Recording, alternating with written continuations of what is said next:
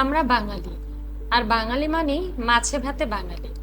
আর বৃষ্টির দিনে গরম ভাতের সাথে সর্ষে ইলিশ হলে তো কোনো কথাই নেই।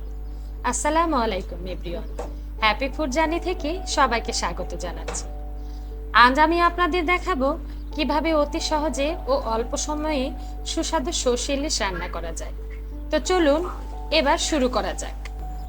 এখানে প্রথমে একটি কড়াইতে 2 চামচ উঁচু করে সাদা সর্ষে বাটা দিয়ে দিব 1 চা চামচ রসুন বাটা, হাফ চা চামচ জিরা বাটা, 1 চা চামচ হলুদ গুঁড়ো, 1 চা চামচ মরিচ গুঁড়ো, 1 চা চামচ ধনিয়া গুঁড়ো ও স্বাদ মতো লবণ, এবং 1 কাপ পেঁয়াজ মিহি করে কেটে নিয়েছি সেটা দিয়ে দেব 4-5টি চেরা কাঁচা লঙ্কা।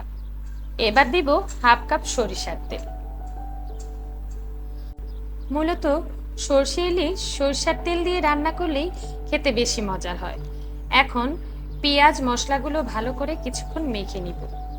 মাখানো হয়ে গেলে দিয়ে দেব তারপর কেটে ধুয়ে নেওয়া ইলিশ মাছের টুকরোগুলো দিয়ে আলতো হাতে একটু মেখে নিব।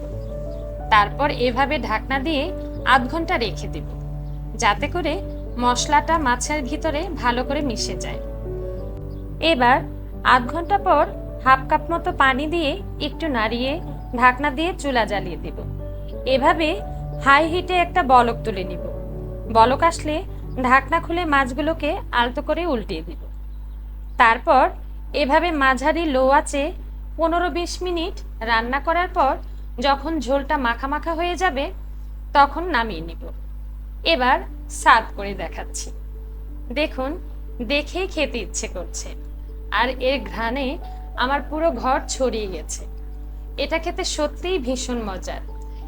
একবার বানিয়ে খেলে নিজেই বুঝতে পারবেন আসলে এটা কতটা মজার। সবাই ভালো থাকবেন, সুস্থ থাকবেন, আর কে কোথা থেকে দেখছেন কমেন্ট করে জানাবেন।